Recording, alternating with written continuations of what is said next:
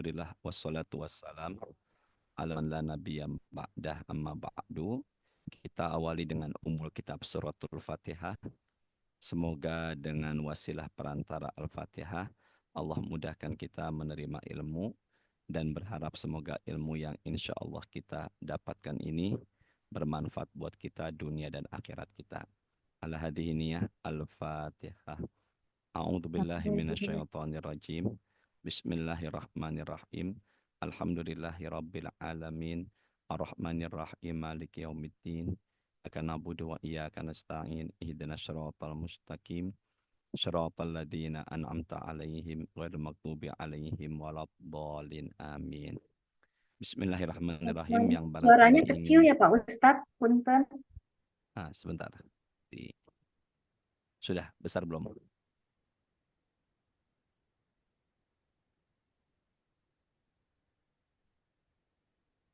Assalamualaikum Pak Pram. Sehat Pak Pram? Waalaikumsalam. Masya Allah, gagah sekali Pak Pram. Subhanallah. Sehat. Didampingi istri solehah. Mm. Sudah jelas suaranya Ibu? Sudah lebih jelas. Baik. Bismillahirrahmanirrahim. Kematian atau wafat dengan husnul khotimah. Ada dua jenis kematian. Yang pertama adalah husnul khotimah dan yang kedua adalah su'ul khotimah. Husnul artinya adalah baik. Sedangkan khotimah artinya adalah akhir. Berarti husnul khotimah adalah wafat dengan cara baik. Sedangkan su'ul ini Bu Erna. Pak Assalamualaikum Trusono. Ustaz. Waalaikumsalam. Sehat Bu Lagi di Erna? Surabaya Ustaz. Masya Allah. Semoga sehat selalu Bu Erna ya. Amin ya Rabbal Alamin. Amin. Alhamdulillah. Sampai mana tadi ya? Saya lupa tuh. Su'ul khotimah dengan husnul Husnul khotimah. khotimah. Kalau su'ul artinya adalah buruk. Khotimah artinya adalah akhir. Berarti akhir yang buruk.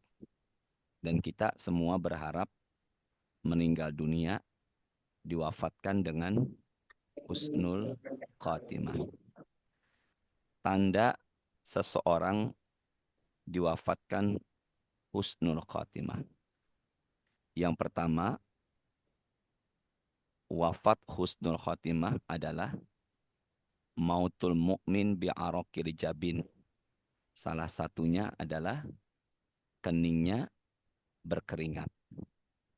Salah satu tanda wafat husnul khotimah, keningnya berkeringat. Kenapa diwafatkan dengan kening yang berkeringat? Karena menahan sakitnya sakaratul maut. Dan tujuannya tidak lain adalah untuk menggugurkan dosa-dosanya. Maka jika seseorang diwafatkan dengan kening yang berkeringat, derita yang dia alami sampai mengeluarkan keringat, maka itu insya Allah diwafatkannya husnul khotimah. Satu. Jadi keningnya itu kita pegang berkeringat. Insya Allah diwafatkan husnul khotimah. Yang kedua, tanda diwafatkannya husnul khotimah adalah di akhir hayat mengucapkan kata la ilaha illallah. Sedangkan Rasulullah itu mengucapkan Allahumma rafiqal a'la. Kalau Rasul mengatakan Allahumma rafiqal a'la. Nah, kita sesuai dengan sabdanya man kana akhiru kalamihi la ilaha illallah dakhalal jannah. Barang siapa yang di akhir hayatnya mengucapkan kata la ilaha illallah, maka itu dijanjikan Allah masuk surga. Tapi kenapa Rasul mengatakan Allahumma rafiqal a'la? Di surat keempat ayatnya 69. Surat keempat ayatnya 69. A'udzu billahi minasyaitonir rajim. Bismillahirrahmanirrahim.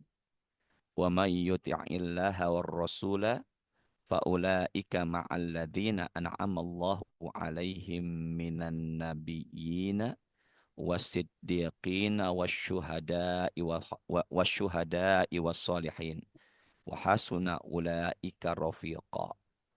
Dan barang siapa yang taat kepada Allah dan Rasul, maka mereka bersama orang-orang yang Allah berikan nikmat kepada mereka. Orang-orang yang Allah berikan nikmat kepada mereka dari golongan para nabi, orang-orang yang siddiq atau orang-orang yang mencintai kebenaran, dan orang-orang yang mati syahid, dan orang-orang yang soleh. Dan itulah mereka sebaik-baik teman atau pendamping. Makanya ini tempat yang paling tinggi adalah Rafiqul A'la. Bolehkah kita mengatakan Rafiqul A'la di akhir hayat? Boleh. Berarti kita berharap agar meninggal dunianya dikumpulkan bersama para nabi, para siddiq, para syuhada, dan orang-orang yang soleh. Itu yang kedua ya. Pertama, keningnya berkeringat. Dan yang kedua, di akhir hayat mengucapkan kata husnul khatimah. Maaf, di akhir hayat mengatakan la ilaha illallah. Itu tanda meninggal dunianya husnul khatimah. Ketiga, biasanya orang meninggal dunia baik itu tergantung dari kebiasaan. Biasanya. Maka berharap kebiasaan baik kita itulah yang membuat kita meninggal sesuai dengan kebiasaan. Biasanya ada yang terbiasa dengan baca Quran, maka tidak mustahil meninggalnya dalam keadaan baca Quran. Yang kedua, ada yang kebiasaannya sholat-sholat sunnah, maka enggak mustahil meninggal dunia dalam mengerjakan sholat-sholat sunnah. Dan ada yang kebiasaannya puasa sunnah, maka enggak mustahil meninggal sesuai dengan kebiasaan. Dan hari ini hari tanggal 13 Ayyamul Bid. Dan saya berharap ibu yang di depan saya ini semuanya puasa sunnah Ayyamul Bid. Jadi hari ini, besok, Kamis, dan Jumat itu Ayyamul Bid. Dan Bu Nia, Bu Erna, saya yakin insya Allah itu mengerjakan hari ini puasa sunnah Ayyamul Bid. Biasanya orang meninggal dunia sesuai dengan kebiasaan. Nah, itu yang ketiga ya. Yang pertama berkeringat. Yang kedua di akhir hayatnya mengucapkan kalimat La ilaha illallah. Dan yang ketiga yaitu biasanya kebiasaannya baik, maka enggak mustahil meninggal dunianya baik. Keempat, tanda meninggal dunia baik adalah yaitu Nabi bersabda, "Ma min muslimin yamutu lailatal jumu'ah au yaumal jum'ah." Meninggalnya di malam Jumat atau meninggalnya di hari Jumat. Ini satu nikmat yang Allah berikan kepadanya. Apa keutamaan orang yang meninggal di malam Jumat atau hari Jumat? Sebelum bahas itu, kita harus tahu dulu kapan mulainya hari Jumat. Hari Jumat itu, malam Jumat itu mulainya di saat azan maghrib Kamis malam.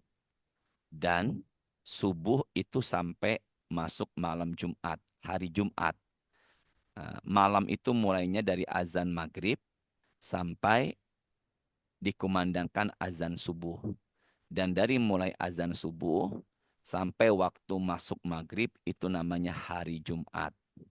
Maka apabila ada yang meninggal dunianya Jumat malam setelah maghrib, maka dalam kalender Hijriah itu bukan hitungan hari Jumat, tapi sebenarnya hitungannya sudah masuk hari Sabtu. Nah, kalau kalender Miladiah atau Masehi, hitungannya masih hari Jumat. Tapi kita muslimin itu menghitungnya dari kalender Hijriah. Maka apabila ada yang meninggalnya pukul 10 hari Jumat, yaitu masuk dia. Insya Allah tanda meninggal dunianya baik. Apa keutamaan orang yang meninggal dunia di malam Jumat atau meninggalnya hari Jumat? Apa keistimewaannya?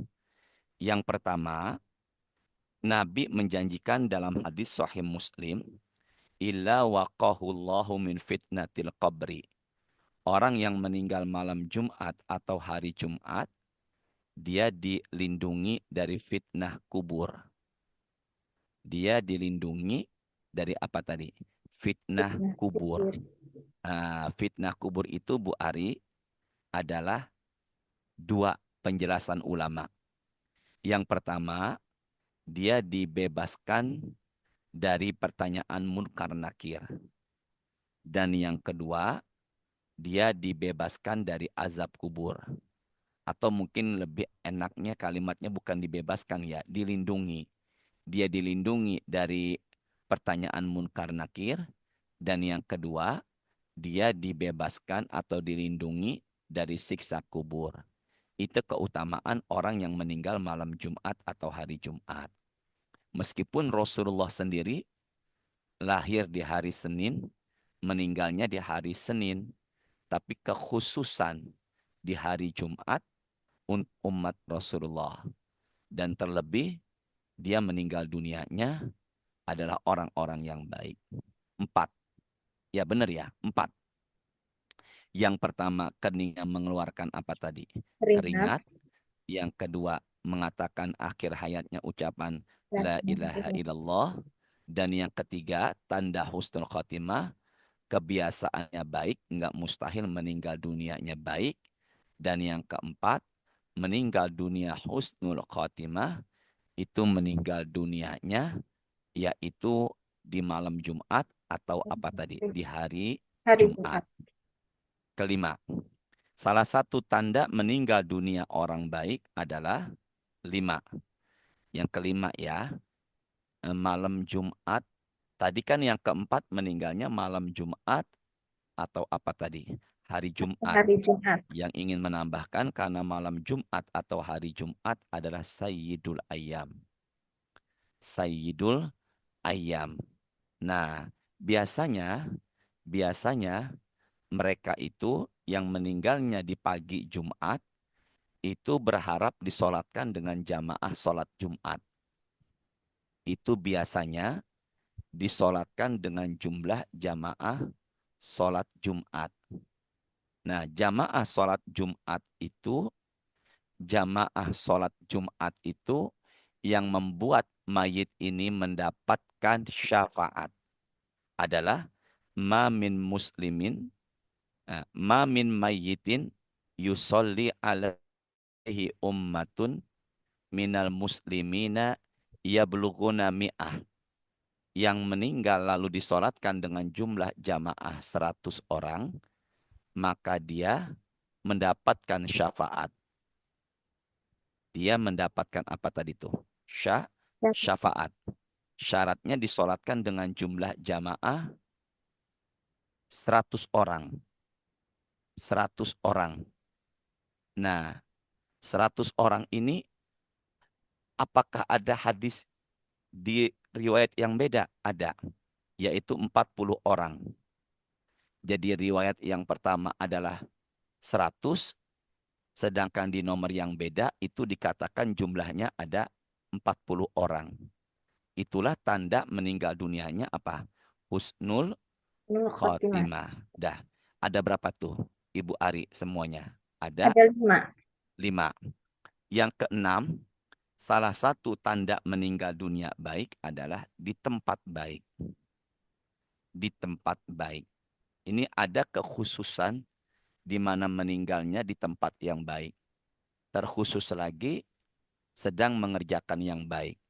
Di antaranya adalah meninggalnya di tanah suci, sedang umroh atau haji.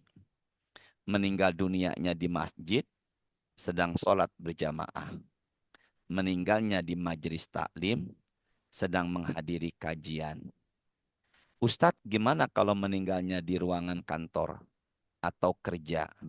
Sebenarnya dia itu sedang berjihad karena kategori mencari nafkah.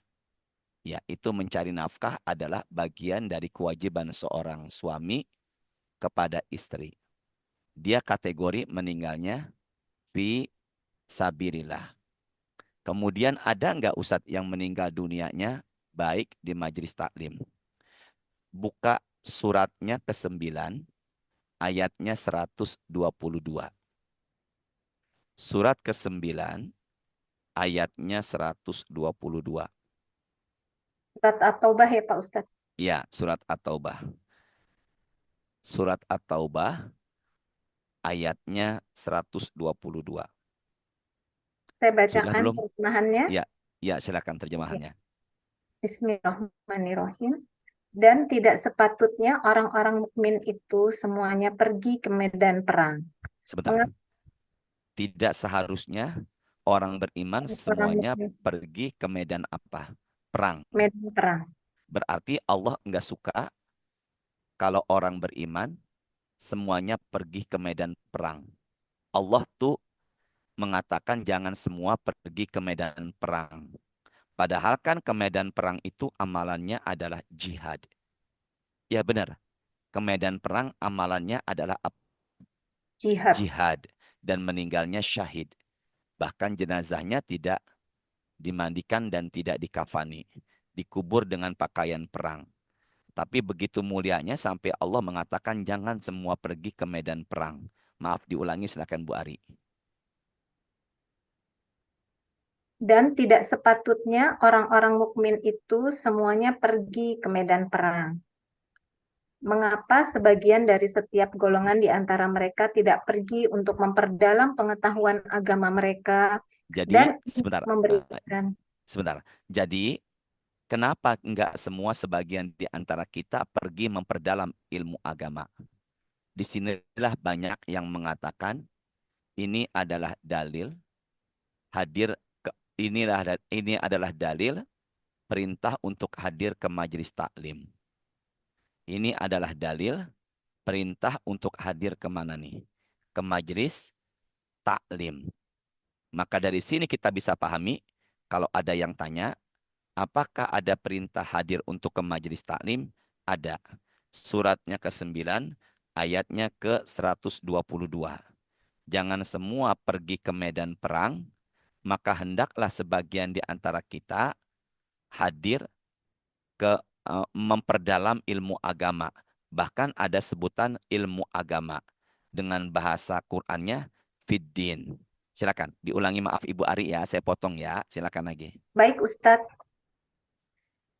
Dan tidak sepatutnya orang-orang mukmin itu semuanya pergi ke medan perang. Mengapa sebagian dari setiap golongan di antara mereka tidak pergi untuk memperdalam pengetahuan agama mereka dan untuk memberi peringatan kepada kaumnya jika mereka telah kembali, agar mereka dapat menjaga dirinya. Nah, setelah hadir ke majelis taklim, Allah menyuruhnya, memerintahkannya untuk memberikan peringatan. Setelah hadir ke majelis taklim, Allah memerintahkan untuk memberikan apa nih? Peringatan. Maka dari situlah di ayat ini ada perintah untuk memperdalam ilmu agama, juga untuk menyampaikan apa yang telah didapatnya. Nah, makanya orang-orang yang meninggal dunia ke majelis taklim, di majelis taklim, atau yang sedang santri pesantren, maka insya Allah matinya syahid. Cuma jenazahnya tetap dibandikan dikafani seperti jenazah umumnya. Itu ya, meninggalnya di tempat yang baik, dan sedang mengerjakan ibadah yang Allah perintahkan. Itu ciri tanda meninggal dunianya apa tadi? Husnul Husnul khotimah. Khatimah. Ada 5 ya. Ada 5. Ya, yang pertama kening berkeringat, mengucapkan kalimat la ilaha illallah sesuai dengan kebiasaan. Yang keempat di malam Jumat atau di hari Jumat.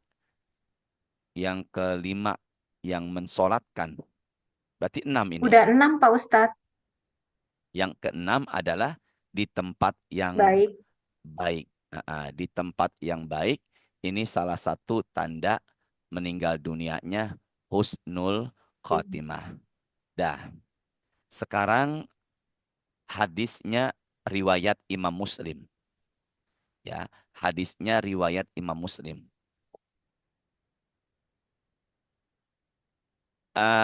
Inna rojula la ya'malu bizamanit tawil bi'amalin ahlil jannah summa yaktamu lahu wa amaluhu bi'amalin ahlin nar. Ada yang dulunya beramal dengan amalan penghuni surga, tapi di akhir hayatnya beramal dengan amalan penghuni neraka. Saya ulangin 2 kali ya. Yang ingin catat silakan. Hadisnya riwayat Imam Muslim. Dulu ada yang beramal dengan amalan penghuni surga, ada seseorang yang beramal dengan amalan penghuni surga, tapi di akhir hayatnya malah beramal dengan amalan penghuni neraka. Bisa dipahamin nggak? Insya Allah. Dulu gimana coba Bu Ari? Dulu ada yang beramal dengan amalan penghuni surga, tetapi diakhiri dengan amalan penghuni neraka. Dulunya orang baik, akhirnya tidak. Ya begitu.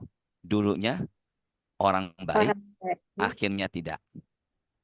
Di Mesir ada yang biasa azan sudah 30 tahun. Lalu dia naik ke atas untuk mengumandangkan azan.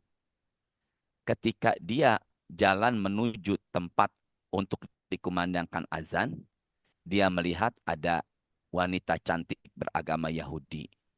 Lalu dia batalkan niatnya untuk azan, dia hampiri wanita cantik itu. Lalu dia utarakan kalau dia suka dan hendak menikahinya. Wanita Yahudi mengatakan, engkau muslim sementara dia bukan muslim. Syaratnya engkau keluar dari Islam, maka ikutilah agamanya. Lagi-lagi cinta membutakannya. Lalu setelah itu dia keluar dari Islam dan dia masuk agama Yahudi. Jadilah pasangan suami istri. Dan jadilah laki-laki ini yang murtad. Jalannya Allah beda menentukannya. Keesokan harinya di Mesir sedang musim hujan. Lalu kemudian dia atap-atap rumah wanita Yahudi ini bocor. Lalu dia betulkan atap itu dengan menaiki tangga. Qadarullah ternyata terpleset, jatuh sampai meninggal dunia. Berarti dia meninggal dunianya su'ul khotimah. Padahal hitungan hari baru kemarin dia masuk ke dalam agama Yahudi. Inilah yang disebut dulunya orang baik, dulunya beramal dengan amalan penghuni surga, tapi akhir hayatnya malah beramal dengan amalan penghuni neraka. Nah, bisa dipahami ya? Insya Allah. Ada nggak amalan doa? Ada. Suratnya ketiga, ayatnya 8. Rabbana la tuzigh qulubana ba'da idh hadaitana wa hab lana min ladunka rahmah innaka antal wahhab. Coba silakan Bu Ari. Silakan. Bismillahirrahmanirrahim. Rabbana la tuzigh qulubana ba'da idh hadaitana Wahab lana min ladunka rahmah innaka antal wahhab. Ya Tuhan Masya Allah. kami, Ibu luar biasa tajwidnya. Bacaannya luar biasa ini. Masya Allah. Masya Allah. Ibu jamaah pengajian di masjid.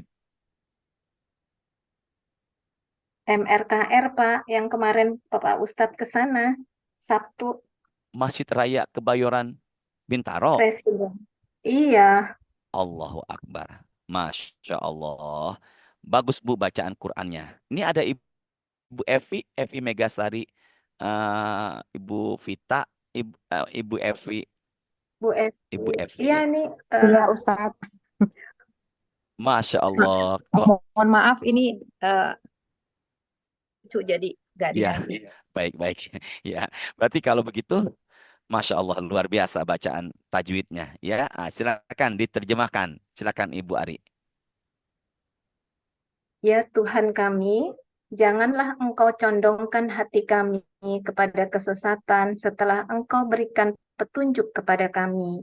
Dan karuniakanlah kepada kami rahmat dari sisimu, sesungguhnya Engkau Maha Pemberi. Lihat Qur'annya ya. Rabbana, ya Allah, la, janganlah tuzigh kulubana. Janganlah engkau sesatkan hati kami ba'da idh hadaitana, setelah engkau berikan kami hidayah, wahab lana min ladunka rahmah, dan berikanlah kepada kami dari sisimu adalah rahmat. Rahmat ini bisa berarti adalah malaikat yang memudahkan kita mengucapkan la ilaha illallah. Wallahu a'lam. Bisa berarti rahmat ini kasih sayang. Innaka antal wahhab. Sesungguhnya engkaulah maha pemberi, yaitu pemberi rahmat. Dari sini kita bisa pahami bahwasanya ketika di akhir hayat kita nanti, kita berharap jangan sampai lepas keimanannya. Seperti cerita yang tadi, sudah 30 tahun mengumandangkan azan, tapi kok meninggalnya jelek. Na'udzubillah. Nah, Nabi melanjutkan, wa inna rojula la ya'malu zamana tawil bi'amalin ahlin nar summa yaktamu lahu amaluhu bi'amalin ahlil jannah. Ada yang pernah beramal dengan amalan penghuni neraka, tapi di akhir hayatnya malah beramal dengan amalan penghuni surga. Telah lama beramal dengan amalan penghuni neraka, tapi di akhir hayatnya malah beramal dengan amalan penghuni surga. Contohnya orang yang sudah membunuh 99, lalu kemudian ingin taubat, datanglah kepada seseorang, dan dia mengatakan tidak diterima taubatnya, lalu orang itu kembali dibunuh. Maka lengkaplah 100. Orang yang sudah membunuh 100 orang, lalu kemudian dia itu ingin bertaubat, kemudian datang ke orang alim atau ulama, lalu kata ulama, engkau harus hijrah menuju tempat yang lebih baik. Maka kemudian dia akhirnya jalan menuju tempat yang lebih baik. Di tengah jalan, dengan izin Allah, dia wafat. Fakta somat malaikatul azab wa malaikatul rahmah. Maka disitulah terjadi perbedaan pendapat di antara malaikat azab dan malaikat rahmat. Kata malaikat azab, dia penghuni neraka. Kata malaikat rahmat, dia penghuni surga. Maka Allah berfirman, Kisu hazal arab. Ukurlah bumi mana yang lebih dekat. Allah menggerakkan bumi menjadi lebih dekat ke tempat tujuannya, yaitu tempat yang baik. Maka dia meninggalnya husnul khatimah, padahal sudah membunuh 100 orang. Berarti dulunya beramal dengan amalan penghuni neraka, dan di akhir hayatnya beramal dengan amalan penghuni surga. Dulunya dia tidak baik, akhirnya baik. Pilih mana? Pilih mana? Dulunya baik, akhirnya enggak. Dulunya tidak, akhirnya baik. Pilihnya yang dulunya apa? Dulunya baik, tidak ya, baik. Baik, pilih. baik. Ya benar, pilihnya dulunya baik, akhirnya juga apa? Baik. Makanya ada sering ungkapan lebih baik menjadi mantan preman. Benar ya? Lebih baik apa? Menjadi mantan preman ketimbang mantan Ustadz. bukan ustadz, orang baik. Gitu Aman. aja ya. Lebih baik menjadi mantan preman ketimbang mantan orang baik. Ya Allah, sehat Bu Ari semuanya. Gitu ya. Ini adalah gambaran kita meninggal dunia agar di akhir hayat kita meninggalnya husnul khotimah. Itu ya. Nah, semoga kita semuanya meninggalnya husnul khotimah. Dan kalau begitu tidak menjamin orang yang dulunya tidak baik itu meninggalnya tidak baik. Dengan izin Allah bisa meninggal dunianya husnul khotimah. Baik, sampai di sini barangkali ada yang perlu ditanyakan, silakan ditanyakan. Bu Ari, silakan. Barangkali ada yang ingin bertanya sebelum nanti diteruskan sedikit lagi. Ya, baik, silahkan untuk ibu-ibu yang sudah menyimak, mungkin ada yang ingin ditanyakan sehubungan dengan ciri-ciri orang yang diwafatkan dalam husnul khotimah, yang wafat dalam husnul khotimah. Tadi ada 6 ya. Yang pertama keningnya berkeringat karena menahan sakit sakaratul maut, dan ini sekaligus penggugur dosa. Kemudian akhir hayatnya mengucapkan kalimat tauhid, la ilaha illallah. Kemudian meninggalnya sesuai dengan kebiasaan baiknya, yaitu apakah itu sedang melakukan ibadah, baca Quran, sholat, puasa, dan sebagainya. Kemudian meninggalnya di malam Jumat atau hari Jumat. Kemudian disolatkan dengan jumlah jamaah 100 orang. Minimal ya Pak Ustadz 100 orang. Ada riwayat 40 orang Bu Ari. Di Oh, hadis yang jadi sama 40 orang atau 100 orang. 100 orang. Ya. Kemudian meninggal di tempat yang baik dan sedang mengerjakan pekerjaan atau ibadah yang baik tentunya. 6 itu ya Pak Ustadz ya. Ya, ada yang bertanya sebelum diteruskan lagi dikit, silakan. Silahkan Bu Weni, Bu Tesi, Bu Erna, Bu Evi, Bu Fauzia. Silahkan ada yang bertanya. Mbak Tesi, Mbak Titi, Mbak Yati, Mbak Tatat. Nggak ada, kayaknya udah jelas Pak Ustadz. Baik, saya teruskan ya. Iya. Ya. Oh, saya deh bertanya kalau gitu boleh ya Pak Ya, Ustadz. silakan. Enam ciri meninggal atau wafat dalam husnul khotimah ini kan tidak harus semuanya ya Pak Ustadz, salah satunya saja atau gimana? Oh iya, ini enggak semuanya masuk kategori Harus semuanya. 6 ya. Ya, salah satunya saja. Tapi yang terpenting sebenarnya husnul khotimah ini itu semuanya yang menentukan adalah Allah. Jadi kita hanya mengira ya, ini meninggal dunianya husnul khotimah baik sekali. Itu hanya perkiraan kita. Sebenarnya perkiraan meninggal husnul khotimah dengan tidak, jangan dengan perkiraan kita ya, tapi semuanya dengan ilmunya Allah. Itu yang terkadang banyak manusia tanpa mengatakan insya Allah, langsung mengatakan ini jenazah husnul khotimah. Makanya harus ditambah kata insya Allah gitu. Makanya ketika melihat jenazah meninggal dunianya di malam Jumat atau disolatkan dengan jumlah jamaah banyak, insya Allah husnul khotimah. Begitu ya. Tapi kalau umpama disolatkan dengan jumlah jamaah sedikit, apakah itu jelek Ustadz? Oh enggak juga. Karena orang disolatkan dengan jumlah jamaah sedikit, itu bisa jadi yang mensolatkan adalah malaikatnya Allah. Siapa jenazah yang disolatkan oleh para malaikat Allah? Pertama adalah Nabi Adam. Nabi Adam itu ikut mensolatkan malaikat. Bahkan yang menguburkan dan memandikannya pun malaikat. Kala itu dalam riwayat Imam Hakim, anak-anak Nabi Adam tidak mengetahui bagaimana mengurusi jenazah manusia. Makanya malaikatlah yang membantunya. Yang kedua dalam sejarah, jenazah yang disolatkan oleh malaikat diantaranya Ummi Mahjan. Ini kebiasaannya membersihkan sampah di dalam masjid. Berarti pengabdiannya di rumah Allah. Dan untuk tamu-tamunya Allah. Pengabdian di rumah Allah dan untuk tamu-tamunya Allah, pengabdiannya.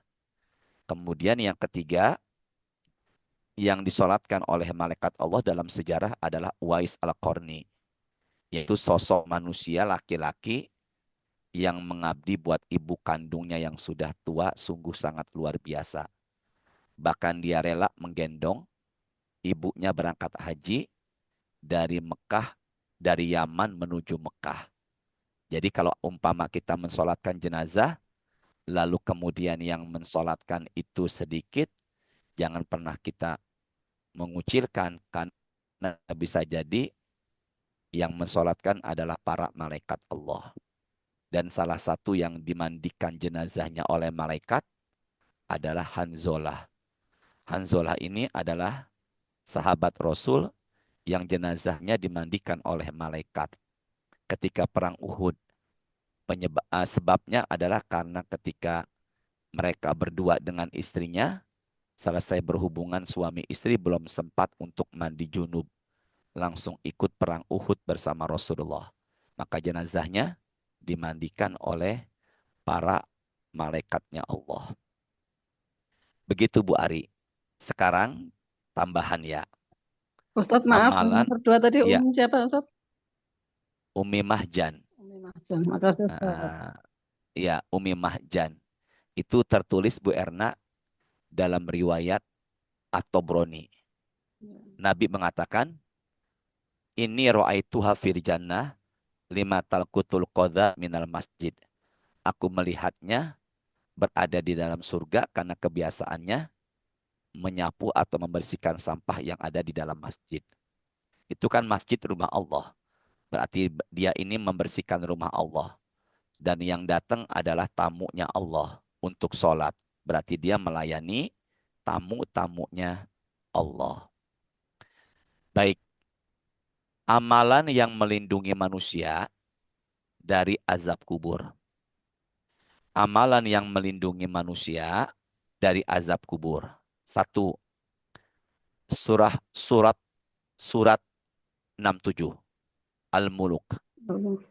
Nah, amalan yang membuat kita dihindari dari siksa kubur adalah rajinnya, seringnya membaca khusus Al-Quran suratnya Al-Muluk. Tabarakalladzi biyadihil mulku wa huwa ala kulli syai'in qadir. Alladzi khalaqal mauta wal hayata liyabluwakum ayyukum ahsanu amala. Itu jumlah ayatnya 30. Benar ya?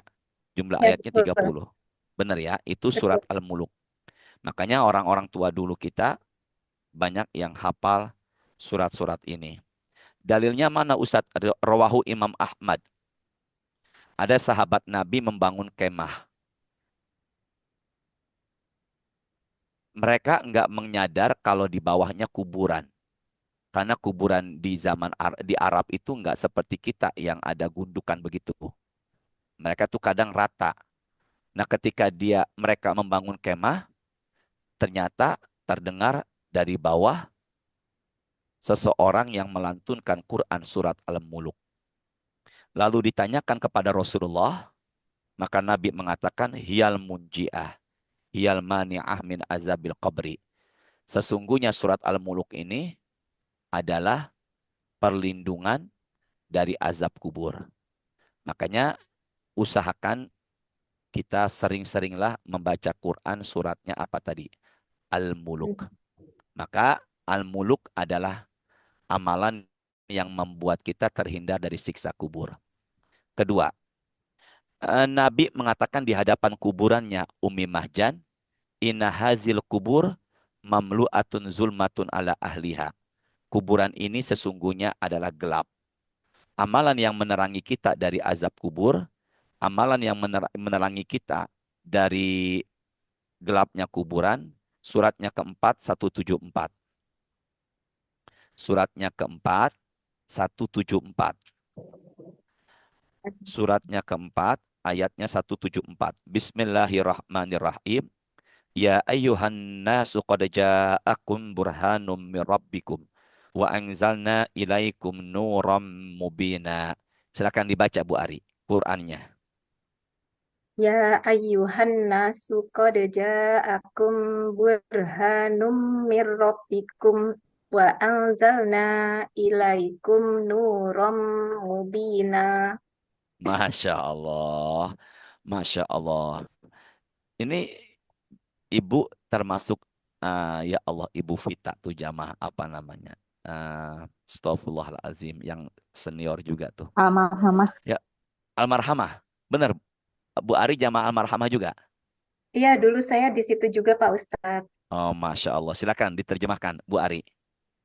Wahai manusia, sesungguhnya telah sampai kepadamu bukti kebenaran dari Tuhanmu, yaitu Muhammad dengan mukjizatnya. Dan telah kami turunkan kepadamu cahaya yang terang benderang, yaitu Al-Quran. Nah, berarti orang yang suka membaca Al-Quran, dia sebenarnya adalah penerang di kuburan. Ya, amalan yang menerangi kita dan bisa digarisbawahi juga adalah yang melapangkan atau yang menerangi kuburan kedua orang tua kita. Salah satunya adalah rajinnya kita atau anak kita membaca Al-Quran. Itu kalau Al-Muluk tadi disebutkan pelindung dari siksa kubur. Kalau Al-Quran secara umum adalah penerang dari kegelapan kuburan. Gelapnya kuburan bisa diterangi insya Allah dengan izin Allah, yaitu dengan cahaya Al-Quran, dengan bacaan Quran. Imam As-Suyuti mengarang buku Bushrol Kaib Biliqa'il Habib. Di situ Allah berfirman, La ta'kuli lahmah, wahai bumi, jangan engkau makan daging hambaku ini. Maka bumi mengatakan, Ya Rob, kaifa akuluhu wa amal Quran baina janbaihi. Bagaimana aku bisa memakan daging hambamu ini? Bacaan Al-Quran menjadi pelindungnya. Ya, lagi-lagi amalan yang membuat manusia tidak termakan jasadnya oleh tanah, diantaranya adalah bacaan Al-Quran. Satu, surat Al-Muluk. Kedua, bacaan Quran. Bacaan Quran titik dua sebagai penerang dan juga perlindungan dari termakannya jasad oleh tanah. Ketiga, amalan yang membuat manusia terhindar dari azab atau siksa kubur. Amalan yang ketiga adalah Nabi mengatakan wassolatu nurun, dan sholat itu menjadi cahaya. Maka sholat sunnahlah yang membuat kita juga terhindar dan bahkan kita mendapatkan cahaya di kuburan. Yaitu seringnya kita mengerjakan sholat sunnah. Sholat itu memberikan cahaya. Cahaya di hati, cahaya di pikiran, cahaya di dunia, juga cahaya di kuburan. Maka itulah yang mendapatkan kita cahaya karena seringnya mengerjakan sholat apa tadi? Sunnah. Yang pertama yaitu Al-Muluk, yang kedua yaitu surat pembacaan Al-Quran, dan yang ketiga yaitu sholat sunnah. Keempat, amalan yang menghindari kita dari azab kubur, mendapatkan cahaya penerang dilapangkan, diantaranya adalah yaitu sedekah. Sedekahlah yang membuat kita mendapatkan keberkahan di kuburan. Ya Rasulullah, inna ummi, ummi itu ibu. Inna ummi matat, ibu saya sudah meninggal. Fahallaha min ajrin intasodaktu anha. Jika saya bersedekah untuk ibu saya, apakah pahalanya sampai? Maka Nabi mengatakan dalam hadis sahihnya, na'am, iya. Maka sedekah anak untuk bapak atau ibunya yang sudah meninggal, diniatkan untuk mereka, maka itu sampai. Kemudian yang bertanya mengatakan, fa innaha iti al-mihraf sodakoh alaiha. Sesungguhnya kebun kurmaku yang luas itu, maka aku sedekahkan atas nama untuk almarhumah ibuku yang sudah meninggal. Itu dapat keberkahan tuh, sedekahnya anak. Makanya saya berpesan, kita nih umumnya mungkin ya sudah ada atau sudah hampir semua orang tuanya meninggal. Maka niatkanlah sedekah untuk almarhum bapak atau almarhumah ibu. Maka sedekah kita itu insya Allah yang melapangkan, yang memberkahi orang tua kita. Enggak ada bekas ibu, enggak ada mantan ibu. Kalau mantan suami ada, mantan ibu tidak ada. Gitu ya. Ya, mantan ibu tidak ada. Mantan bapak juga enggak ada. Mantan istri ada. Makanya ibulah yang sungguh luar biasa. Bapaklah yang sungguh luar biasa. Maka dari situ kita bisa pahami bahwasanya bahwasanya mulai saat ini kita berharap semoga dilapangkanlah kuburan-kuburan kita semuanya, juga kuburan kedua orang tua kita. Coba diulangi, silakan Ibu Ari. Amalan yang membuat kita dilapangkan alam kuburnya, silakan. Amalan yang melindungi kita dari siksa kubur dan dilapangkan kuburnya. Yang pertama, membaca surat Al-Mulk setiap malam atau sesering mungkin ya Pak Ustadz. Iya, silakan. Terus? Kemudian yang kedua adalah bacaan-bacaan Quran kita sebagai penerang di alam kubur nanti. Kemudian yang ketiga adalah sholat-sholat sunnah kita itu menjadi cahaya yang menerangi alam kubur kita. Yang keempat adalah sedekah, dan sedekah ini bisa juga dilakukan walaupun orangnya sudah meninggal ya Pak Ustadz. Jadi ahli waris bisa mensedekahkan atas nama almarhum atau almarhumah orang tua.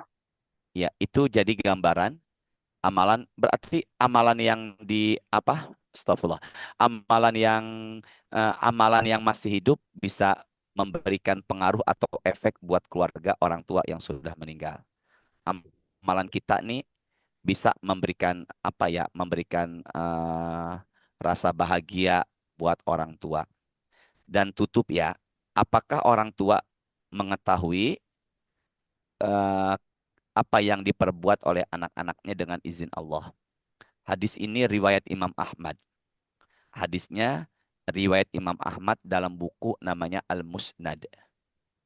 Imam Ahmad bin Hambal mengarang buku namanya Musnad. Ya, di dalam buku karangan Imam Ahmad tertulis satu sabda Rasulullah. Inna a'malakum tu'radu ala aqaribikum wa asyairikum minal amwat. Sesungguhnya amal perbuatan kalian wahai para keluarga atau anak dengan izin Allah diperlihatkan kepada keluarga yang sudah meninggal. Gitu. Jadi amalan kita nih anak-anak dengan izin Allah diperlihatkan kepada bapak atau ibu yang sudah wafat. In kana khairon istabsyaru bihi. Jika mereka anak-anaknya, keluarganya berkelakuan atau berkarakter atau beribadah, maka itu yang membuat kebahagiaan almarhum atau almarhumah di alam barzah.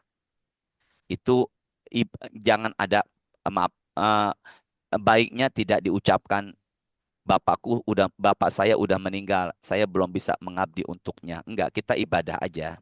Ibadah, sedekah, mendoakan dan sebagainya. Maka perbuatan-perbuatan baik kita akan membuat kebahagiaan orang tua kita dikubur. Nah, wa in kana ghairu zalik, apabila diperlihatkan sama Allah kelakuan anaknya yang tidak baik.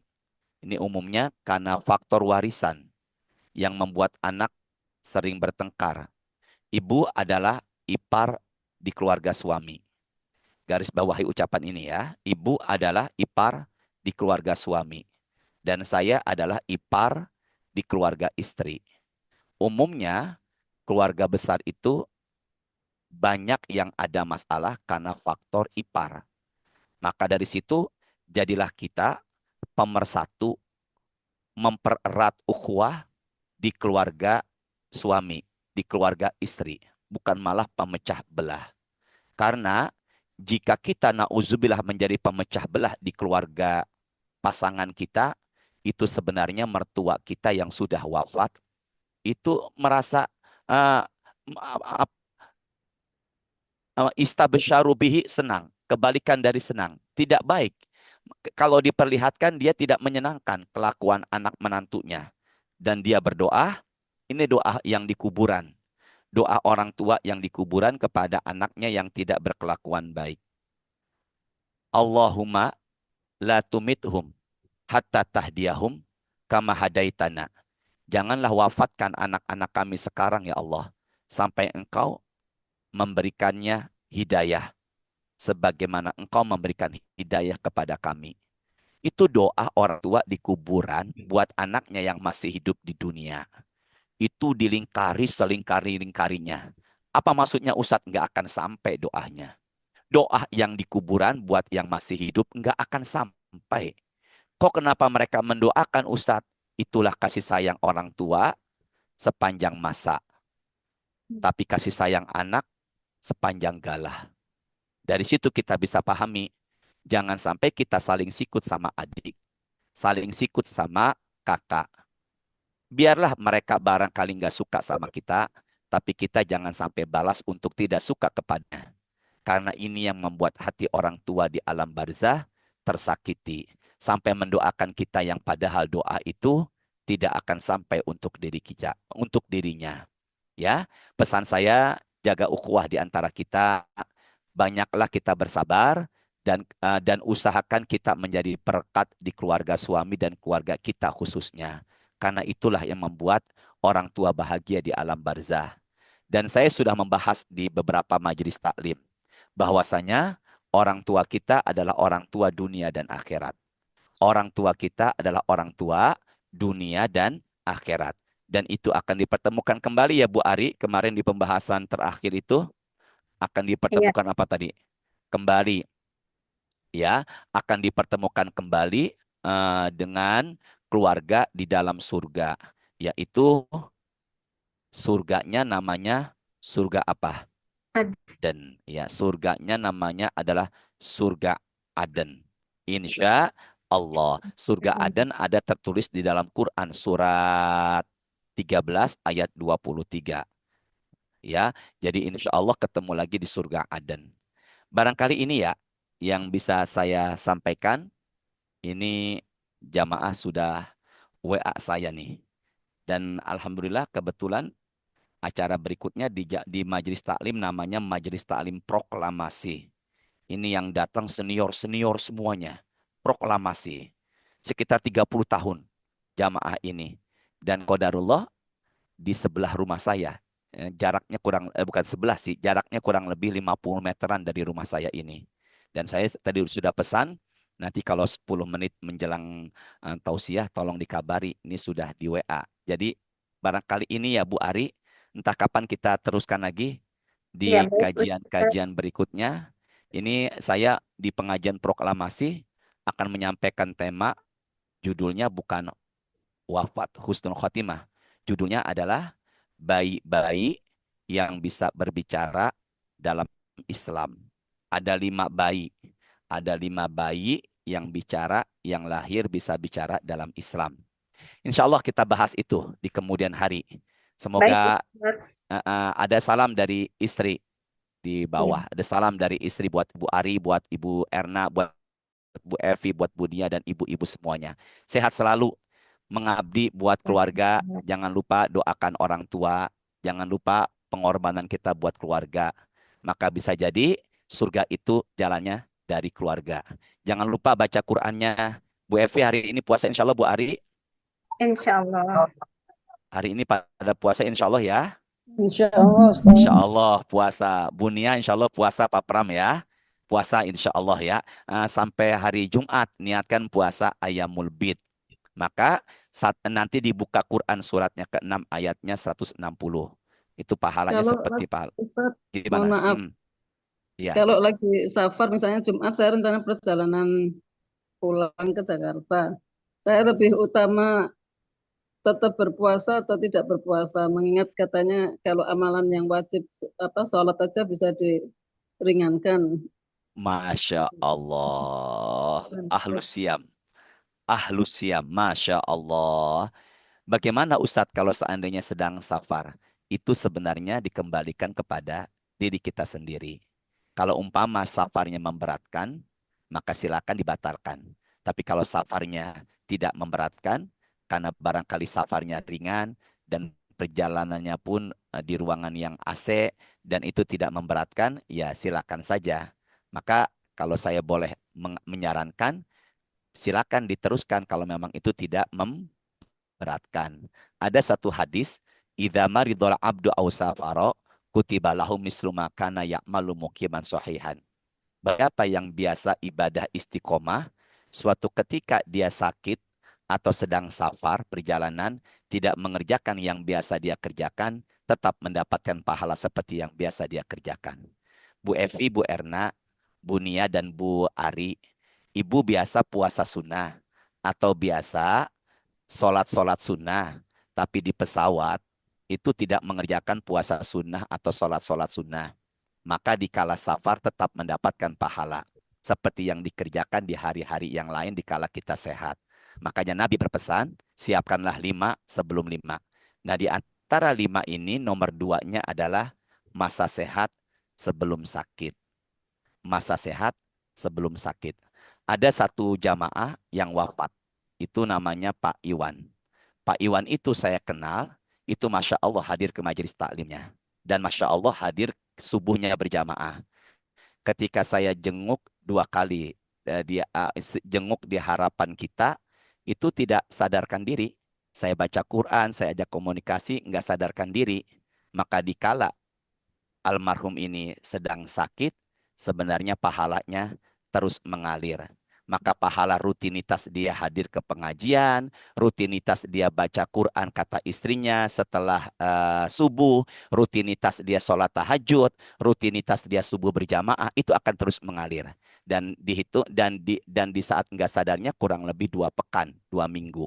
Maka 2 minggu itu pahala tahajudnya, pahala puasa sunnahnya, pahala baca Qur'annya, dan pahala hadir ke pengajiannya, pahala puasanya akan terus mengalir. Itu yang saya inginkan dibuat diri saya, keluarga, juga jamaah. Makanya kita nggak pernah tahu nanti menjelang akhir hayat kita ada di ruangan ICU apa enggak. Makanya disitulah pentingnya keistiqomahan dalam beribadah.